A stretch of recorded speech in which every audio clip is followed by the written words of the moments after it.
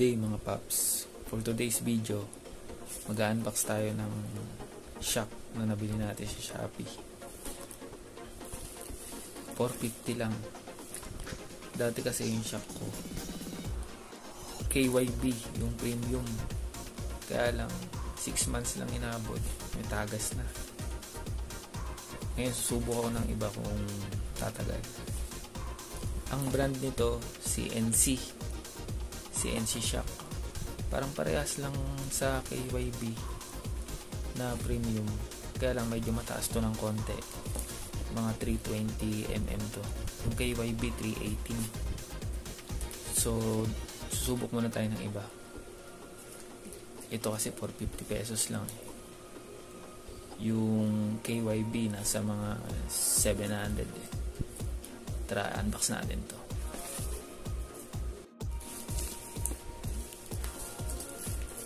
Delivery rider kasi tayo eh, kaya kakarga tayo na mabigat. Kaya gamit na gamit yung shock natin. Ito siya.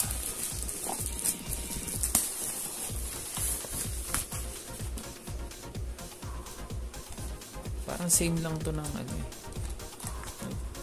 Same lang to ng KYB. Sa tingin ko, parang parehas na sila eh. CNC.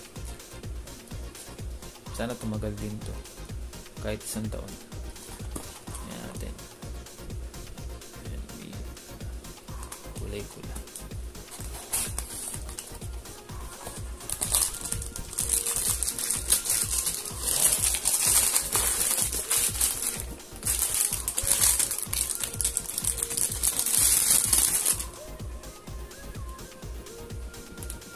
Parang magkamukha lang sila, di ba?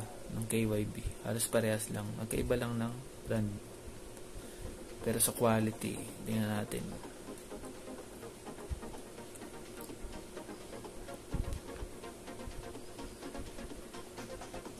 Tara, kabit na natin.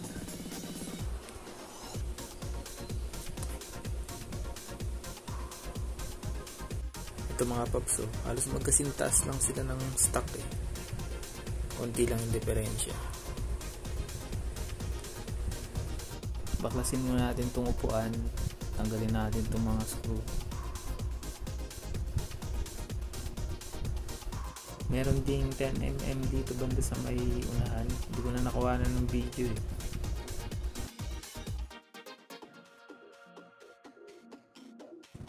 Tapos yung mga screw dito banda sa may ilalim.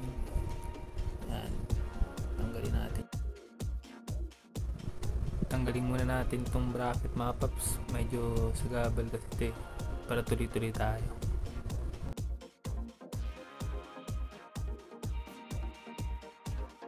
May mga screw pa yan dito sa mga gilid ng flarings. Para madali natin matanggal. Yun, natanggalan natin itong flarings saka brake light.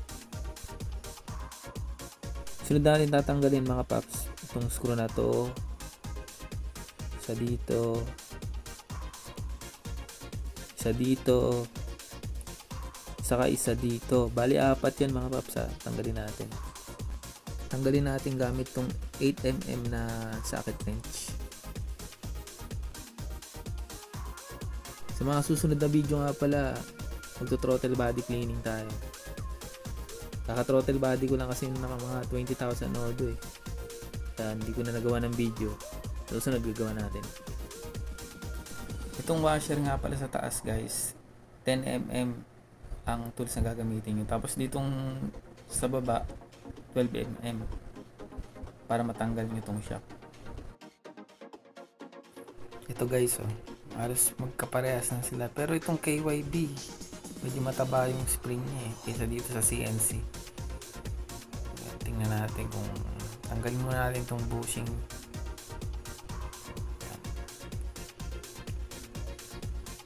Bushing neta. Itong stock bushing. Ipapalit natin dito sa bushing netong CNC.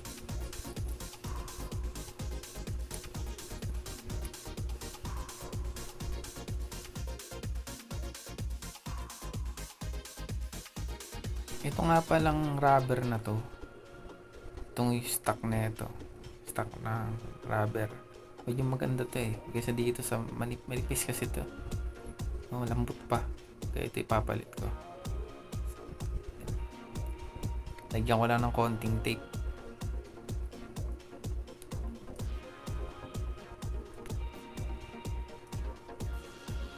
Comment down below nga pala mga paps kung anong gusto nyo gawin natin dito sa Gravis natin. Gagawa natin ng video. Linisin ko muna to siguro mga paps.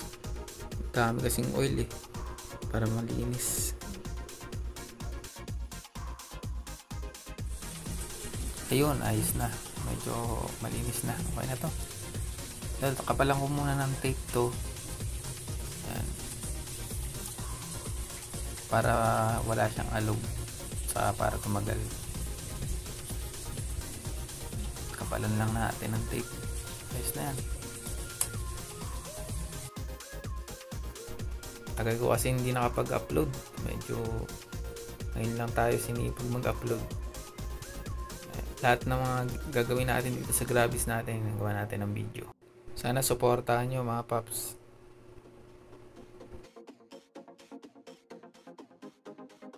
Pasensya na kayo sa aso ko mga paps.